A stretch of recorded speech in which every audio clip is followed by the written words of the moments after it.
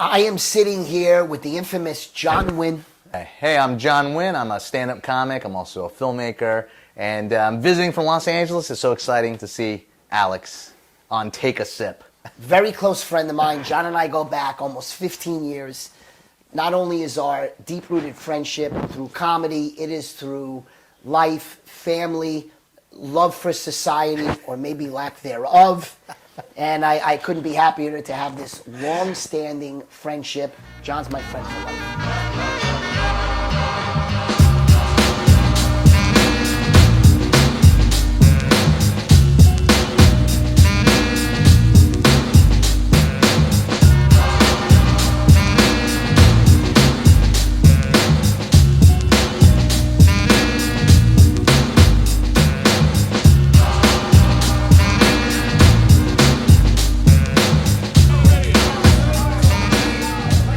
Well, I'm excited. I have a very special guest tonight, very close friend, my best buddy. I know him 15 years, yeah. John Wynn. Thanks for having me, man. Amazing that you're here. This is great. I'm excited to be here. Amazing to see you. Yeah. Our lineage started actually 2009, so it was 14 years ago. Yeah. And John and I met at a comedy workshop. Yeah. At the Improv. At the class. I think it was a class. Yeah. I walked in and.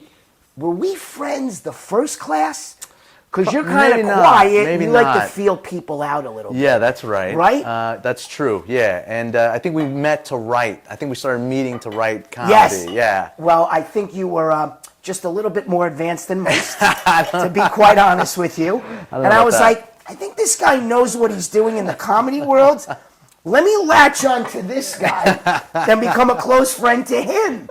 And literally, we've been close ever since. Yeah, totally. You know my family. Totally. I know your family. Yeah. And it's amazing to have you here. It's awesome. It's the first time that we've had a chance to bond and connect since pre-COVID. Pre-COVID, yeah. Right? Yeah, when is the last time we saw each other?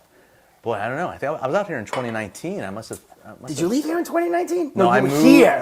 You moved in 2016. 2014. Holy shit. Yeah. And you moved all the way to LA. To LA. That's right. I was here a long time. Villa Antonori. We're gonna get a nice little reaction from him because Asian red. Little Asian flush here. We're gonna get. We're gonna get him crushed. Even before the damn podcast has a chance to get going. 2 sips. The truth serum. Yeah, here we go. This is what we call take 2 sips. I don't know. Talk to me. How's your life? What do you got going on? What do you got going on? I got a bunch of gigs here in Florida. That's why I'm out here. And it's exciting. I'm excited to do them. What's going on in the comedy world for you? Where are you at? And how you feeling about it? I'm doing okay. I'm doing all right. I won the World Series of Comedy in September. So insane! That was Tell us about that. Where was that? It was in Vegas. Okay. It's like a contest where they, 100 comics come and compete. Now, just so we get the level of competition. It's not, novice comics like myself who are just getting up slinging dick jokes at the Bay Club. Yeah, partially. Bay Club comedy on Monday nights, bro. You guys got to make it. So it's a mix. It's a mix. And you knew a lot of these comedians that were there. Yeah. So I'm saying they're incredible comedians. There's so many great comics out there. And thank you, man. Appreciate it. Well, let's make the first take a sip, take a toast, take a sip to winning the World Series of Poker of Comedy. Well, comedy, I wish it was poker. I'd be rich. I'd be World Series of Comedy. World Series of Comedy. Salute to that. That's Cheers. amazing. Thank you, buddy.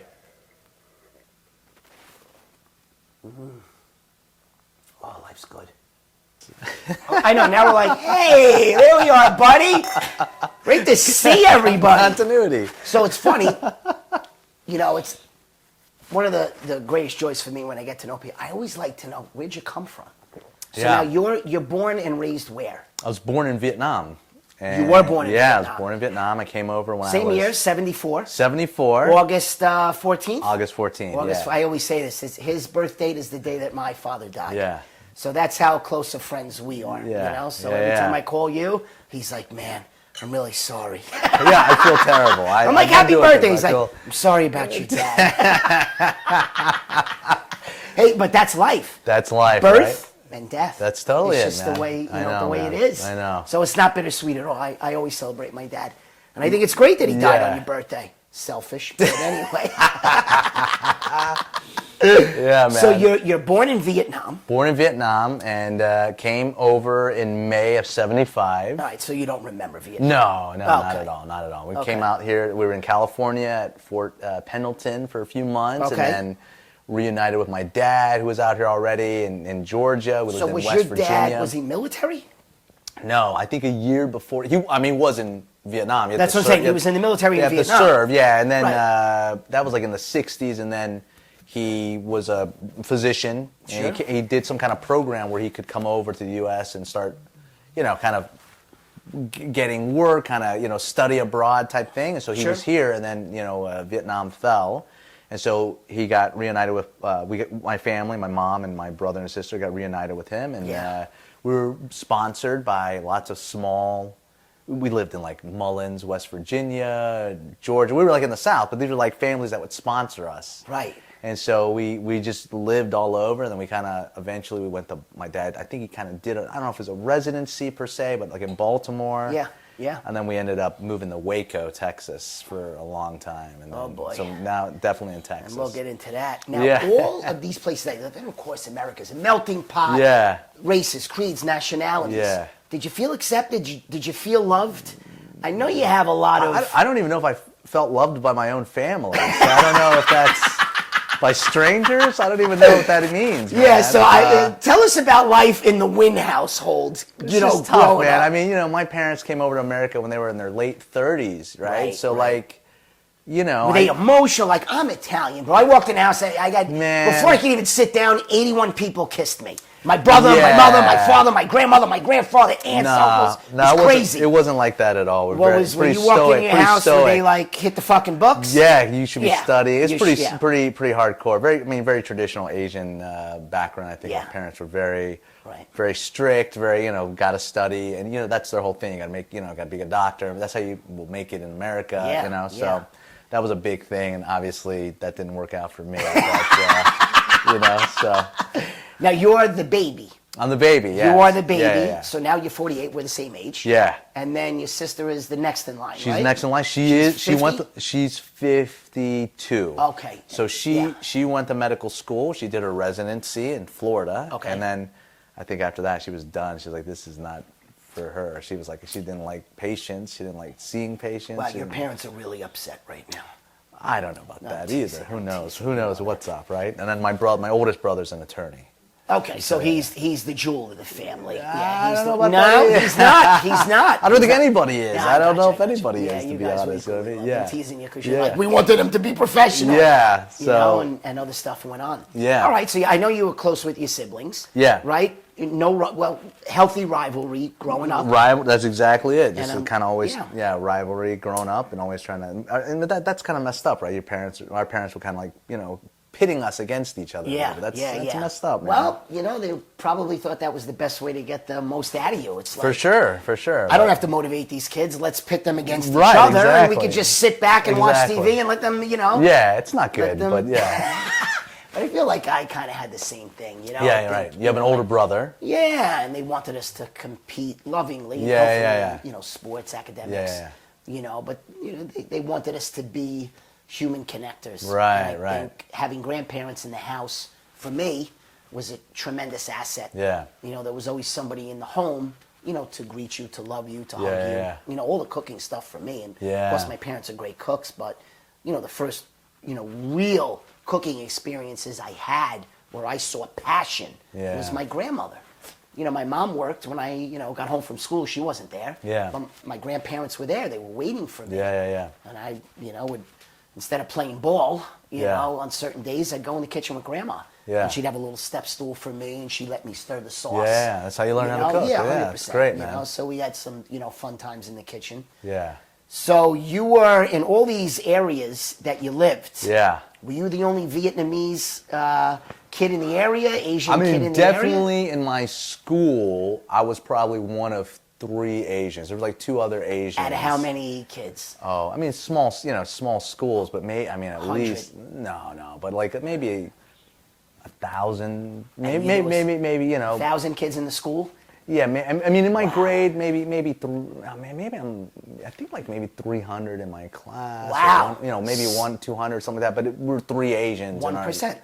Yeah, totally. You were the man. 1%. Yeah, totally. So these experiences that you had, and you could explain what type of comedian you are. Yeah. Do you think this molded you as a comedian? And how would you describe your comedy? I think, man, when you're trying to just like not get bullied. Yeah. And you know, I'm not a fighter. Right. I'm not a fighter in any capacity. And you know, my mom was very sarcastic. You know, very but I don't know if she's aware that she's being sarcastic, but just like rolling her eyes and saying something. Really, it's a dig, but at the same time, it's kind of funny, I guess, right? Yeah. So like, I was very sarcastic. Like that was my defense mechanism. So I would really protect myself, I think, by saying a joke or making fun of myself. So I mean, you're gonna laugh and beat me up. Come on, yeah, right. What are you gonna do? Best way to go. So I think that's a big part of my comedy too. No doubt. Is kind of like that, you know, that just that self-preservation, just making fun of myself so I can get out of this situation. And clearly, shock factor is a part of your comedy. Well, yeah, that's as a different thing, right? Yeah, especially when you do the rule of three. That third punchline is a killer. Yeah, man, when I was a kid, I don't know what's like the first comedy album you listened to when you were a kid. There is no doubt. Probably when I was 8 or 9 years old. Yeah. My father was like, "Come down," and Eddie Murphy was on. Oh, and the first one was Delirious. Yeah, no doubt, special. Delirious was truly the first beginning, middle, and end of a comedy show that I'd ever seen. The whole thing. Yeah, it was awesome. And like the brilliance of Eddie Murphy was, "Fuck you" meant "I love you." Yeah. There were so many different ways that Eddie colored that phrase to make everybody feel good. Right. So I would say, I probably grew up saying fuck when I was 3 years old. I mean, we had cousins come over the house that weren't allowed to curse at their house. So they would come over our house just on curse. holidays. Yeah. They would go straight in the basement and run in a circle, fuck, shit, piss. Wow. And they couldn't get in trouble. My house was the fuck safety zone. So I'm just being quite honest with you. That was the truth. Yeah. So that's probably where my comedy started, was from the word fuck. Yeah, totally, And man. the truth is, it's not as bad a word as you think. Nobody cares. Especially coming from New York. Yeah. Fuck you means I love you. Yeah. Made it acceptable. Right. To have that conversation, But what I know you used to... kids used to ask you to play when you were a kid. Can you explain what that experience was like? Truthfully, like, as many times have I heard this, tell people. I listen, man. I mean, I embellish a lot on stage. I mean, I like to write, but there were kids that were nice. There were kids that weren't nice. I mean, it's we had neighbors that were very friendly. They were very welcoming, but there were definitely kids at school that weren't cool, and they used to call me. Because at the time, this is when that like First Blood movies came out with Stallone. Mm-hmm. So because I was from Vietnam and my name that I chose was John. Okay. They would just call me Rambo. The kid that became my nickname. They called me Rambo, and I remember some kid called my house. Stop it! And my dad picked up the phone and they're like, "Hey, is Rambo there?" And my dad's like, "Who? Who are you looking for?" Like Rambo. And your friends, they would call me Rambo. They would call me Rambo. Yeah, they would call me Rambo, which was super weird, right? And then, but so I had friends that were cool. I mean, I do a lot of jokes about it. That experience. Yeah. I mean, I was the only Asian dude, and I think that's a challenge too when you're. These are small towns, man. You gotta either like fit in and then you're kind of stuck between two like worlds, man. Like you're trying to be like super, like your culture's over here, and then you're like trying to fit into American culture, and you're like kind of stuck in the middle, and like things that you think of now, like people like you can't say these things, but like people would just say, "Hey, you don't have an accent." Yeah, I know, because I'm American. I'm American. I grew up here. We're all American. Yeah, I grew up here. My family came here in the 60s and 70s. Yeah. And you guys got here 200 years ago and colonized the damn place. Yeah, right, exactly. You racist son of a bitch! But I wouldn't freak out about it. I know people get mad about that, but like, I mean, this is just the way I'm taught. Yeah. I mean, what else can I do? I'm just trying to fit in, you know what I mean? But now I see how it's different, and you can see how people are like, they don't change their names. This is who they are too, and so it's like a readapting of who your cultural identity and stuff like that, which I think is really cool too. You Absolutely. Know what I mean? But you have a very strong cultural identity because you are born in Vietnam. Yeah. And your parents didn't really come here to the late 30s. Right. And like so you said, my parents are Americanized. Yeah. They grew up in Brooklyn, born in Brooklyn. Yeah. My grandparents came over in the 20s and 30s, even before World War II even started. And so your grandparents are direct immigrants. They are direct immigrants. Yeah. If you go to Ellis Island, Yeah. there's no doubt my grandfather signed in and his Yeah. family on that book. And Wow. you know, my family, we went there one time and saw it, and Yeah, that's it's awesome. powerful stuff. Yeah. You know, it was really powerful. It's like, where do you come from? Right. And why are you who you are? Right. It's an amazing thing. Totally. And I always laugh at your stuff because there is that strong cultural influence. Yeah. Like you're not even first generation. I mean, I guess you are. You're a first generation. I don't know. How do you define it? I mean, I was born in another country and I came over. You know what I mean? I would say I am second generation. Yeah. My grandparents were born and raised there. My parents are are first born here. generation. They're You're first. second generation. I'm second. Yeah. I mean, I'm a refugee, man. You're a refugee, I'm a bro. refugee. You're born there. Yeah. So, and I know that's where a lot of the comedy comes from. There's no doubt. Totally, bro. Like, and you have it's a big advantage of having that. Right. You know, I think the closer you are to your heritage, Right. the deeper the jokes go and the roots are and the pain is. Right. You know, especially coming over trying to assimilate in another culture. Right. And yes, I know you came at 1.5, but I couldn't imagine being 12 years old. Right. And uprooting myself from my country, not even knowing the language. Right. Then coming over there and saying, holy shit. Yeah. But I think that's my brother had to do that. My sister, they're older than me, so they, it's just a lot of adaptation, man. And you're just trying to survive, dude. You know what I mean? I think you did okay. Yeah. I'm not like living out of a car. No. Just and even emotionally. Yeah. And the way you assimilate. Yeah. I'm like, maybe it's not as good as we think it is, but okay. Let's get some more wine, get the therapy going. Let's take a sip to that. Yeah. Let's take a sip to that. God Cheers, bless. buddy, yeah. God bless. Now, oh, that's good. It's so nice to take a sip. So the last time I saw you, obviously, was pre-COVID. Yeah. And, at that time, to share, with everyone, you were 260 pounds. I was very big. Yeah. You have gone through one of, if not the greatest health, emotional, mental breakthroughs I've ever seen in my lifetime. Yeah, that's what my doctor said. My doctor said the same thing. This is landmark. Yeah. And I had seen videos and some pictures, and I was like, what's going on here? Yeah. And we hadn't FaceTimed in a little while. Yeah. But tell us about your journey. How did this evolve? Tell people what you were going through prior, how big of a guy you were. And I have some good funny stories. Yeah. I think, and I think it's a cultural thing too, right? When you eat, right? Eating is love, right? But I think for me growing up, my mom it's very similar, right? Hey, eat this. But then later my mom might say, hey man, you're too fat. It's that kind of thing. Yeah, it's the catch-22. It's like this dichotomy of being very Asian. You're eating too much. And then later it's like, hey, what do you want for dinner? Like, okay, what you know what I mean? So food is like a comfort, and it's also like a poison almost, right? It's like, you're comforted by it. So I think for me, man, I think a big thing, I lived here in Miami in the early 2000s, and I was really trim. I was young. I was running all the time. I was biking. I was mountain biking. I was going to Oleta.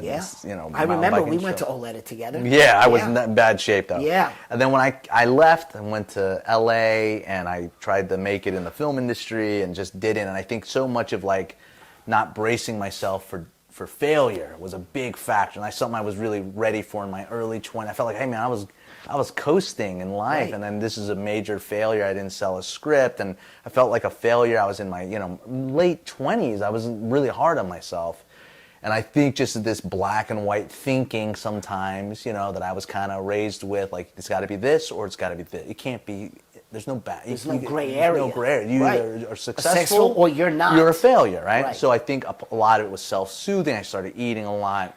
So by the time I got back to Miami, I was getting big. I was eating, and I realized just over years and years of just, that was, and then with comedy too. I mean, any kind of artistic endeavor, and I think that's the hardest thing about doing comedy is art. And I'm beginning to now think of it as art, right? It's art, right? It's an expression of your opinions, your ideas, but it's the only art, in my opinion, that has, unfortunately, it has a singular outcome though. there is a goal that you're trying to get from comedy. Make people laugh. If they don't laugh, then are you doing a TED Talk? Are you doing I know. comedy, It's right? like, how many nights we've had on stage that are raucous? Right. We could go look at a museum and we could get something from it. Whatever. You could cry, you could laugh. Whatever you get from it, you get from it. But comedy has it's a very difficult.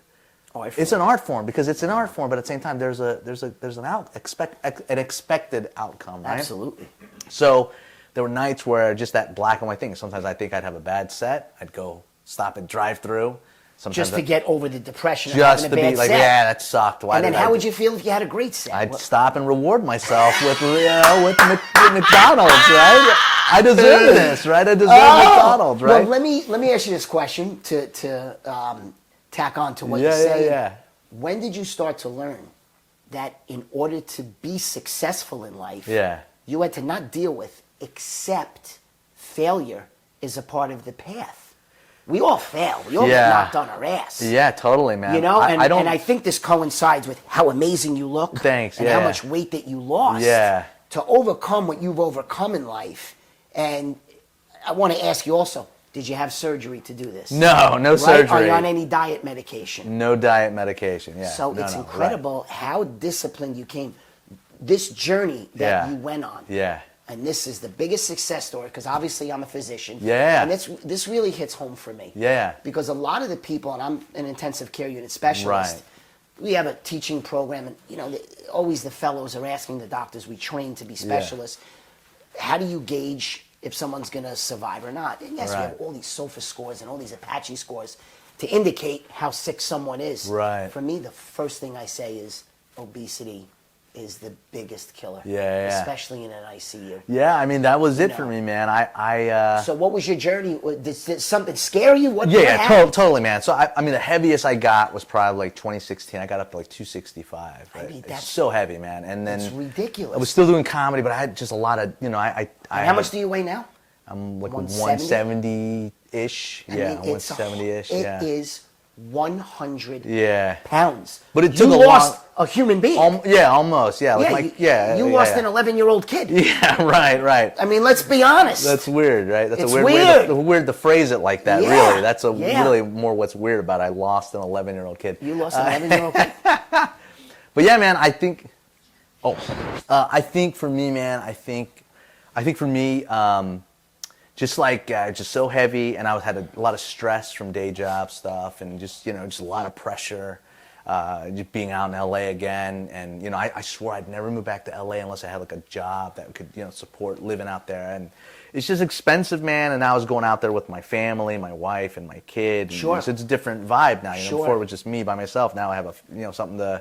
I have some stake that I have to kind of like, man, if I don't do this well, what do we got? Nothing, So there's a lot of pressure in that regard for me, and so I was just eating a lot. And then finally, I teach, so I got tenure. Once I got tenure, it was like a relief. So I just naturally just started gradually losing weight, just kind of eating normally again. Right. But I was stuck around the 240s for a long time, just 240s, right? Huge, big yeah, guy. it's very big. And so pandemic happened. Started learning how to make pizzas, started cooking at home, that kind of stuff. And then man, just last year I just started, I don't know why, I just started drinking sodas. I don't know why, I just was getting into sodas. God, that is a killer. And then I was just like, dude, I had to go to the bathroom I had to take a piss every 20 minutes. Because of all the sugar. Yeah, so I finally, and so what happened was I picked up a headlining gig so I'd do 45 minutes in Colorado, and I just was like, oh man, am I gonna piss my pants when I'm on stage, right? Wow. Am I gonna? So I just finally go to the doctor. I go, hey. Think about That's this. sick a little bit, right? I'm just saying, it's crazy. I'm not even worried about my health. You were so unhealthy. You're like, can I do a 45-minute set as a 46-year-old adult? Yeah. Am I gonna piss in 46 seconds on stage? Yeah, right. So I was just like, man, I gotta figure this out. So I went to the doctor. Doctor just said, hey man, you have a 70. He started doing. So your medical history at this point is you have diabetes. Yeah. You have high blood pressure? He told me I had high blood pressure. Diabetes, high blood pressure, cholesterol was high, yeah. And obese. So you're set up for for a stroke and a heart attack. And so he told me that. And kidney failure. Yeah, he told me that. He's like, he's like doing the numbers, and he's like, for your age, you have a 7% chance of having a massive stroke in 10 years. Wow. And you think, hey, I got a 93% chance of living, which is good too, right? That's an A, isn't that an A? And isn't that an A? Isn't that an A? That's an A. 93% chance to live. That's still good. Did you call your parents and say, look, I'm still getting A's? I'm a bit of an A, yeah. Still getting A's. My grades are good.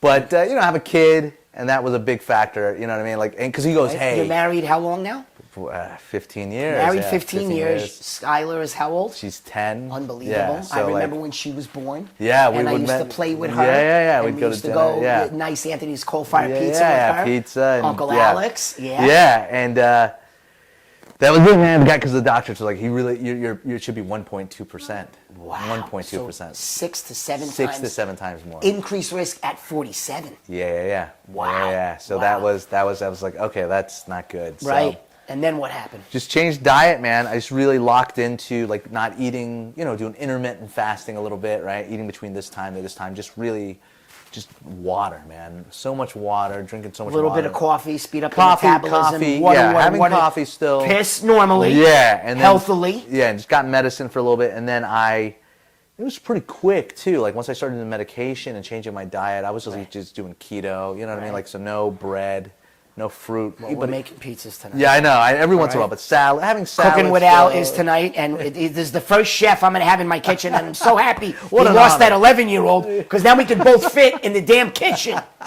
What an honor. That's very nice. But what I want to highlight for everyone is not only did you lose 100 pounds, you also shed the diagnoses of diabetes and high blood pressure. Yeah. You are no longer right. a diabetic and hypertensive. Right. And the truth is, I remember speaking to you during COVID, and when we started to figure out what population of patients were dying, you wouldn't leave the house. Yeah. You were so nervous. You're like, Alex, I'm obese, I'm a diabetic, I'm a hypertensive, I'm scared to die. Yeah. I'm not leaving the house. Yeah, I stayed in my house for like I know a year. You did. Dude. I know you did. Everything was delivered, everything, man. I remember. Yeah. Trust me. And I was like, man, I pray for John one day that he has a breakthrough. Yeah. And you did. Yeah, man. And let's take a sip to that, baby. No more. Imagine waking up one day. Your health is everything. Yeah, totally. There is nothing else. And to wake up one day and say, I'm no longer a diabetic. I am no longer hypertensive. Yeah. I am no longer obese. Right. I mean, we went to the beach today. Dude, you're a machine. Oh, thanks, bud. You know, should I be drinking wine, though? Is that bad? Well, listen, you could put 3 pounds on tonight between the pizza and wine. We'll worry about this tomorrow. I'm like, yeah, don't worry about it. You made it. Put the weight back on. Who gives a shit? You know, I'm really proud of you in so many aspects of life. Appreciate that, buddy. Dedicated friend. Yeah. You know, dedicated to yourself. You love yourself. Yeah. You've never had a higher self-esteem than you do right now. And truly, when you wake up in the morning, you know, that's all you got. Yeah. Is how you feel about yourself, your health, what's going on in your heart and your mind, and how are you going to affect society, and not only stay motivated within yourself, but that feeling of feeling good, that helps everybody else out. Huh, that's interesting. I don't know if I'm affecting society. You are affecting. I don't know about that. You absolutely are affecting society. Yeah, okay. In such a positive way. Yeah. What are you doing now besides the comedy? What do you got? That's pretty much it, man. I got a couple of projects that I'm working on for TV stuff, and I'm still trying to do that. And you're teaching? I still teach. I'm making filmmaker and teaching filmmaking, and I'm still doing that, and I love it. I think I've probably gotten better as a professor. I'm probably more patient and learning. I shouldn't have taken so much sarcasm into my job as well. You know what I mean? Well, I think you need a little bit of sarcasm. I don't know, not anymore. I don't know. It's a new world. You think you're done with it? It's a new world. Everybody's getting a little soft now. Yeah. I think that's a way of looking at it for sure. I just kind of like, I don't even want to rock the boat. But I think as the generations go on, I'm sure people in the 20s and 30s call people in the 60s soft. Sure, of course. People that grew up in the 90s were calling people today soft. Yeah. I just think it's the evolution of society. Yeah. You know, which is weird. Like that, weird. that group will be like, presidents and stuff like that. And they're soft. Well, I want to raise a toast to you. All right, buddy. I want to take a sip to you. Couldn't be prouder of any other human being in my life. The transformations that you made. You're a healthy man. You're a father, a husband, a loving guy, an amazing comedian, an amazing filmmaker. Thanks, buddy. And I'm so proud of you. I'm so grateful that you're a healthy guy now. Thanks, man. This is just the beginning. I love it, man. It's just the beginning. Thanks, Take buddy. a sip, Cheers, baby. buddy. Salute. God bless. Thank you, man. Salute. It's good, man. I polished the whole thing off pretty much. You're a beast. Here's it. One more. One more. I'm done. Take a sip, baby. Thank you. John, one last thing.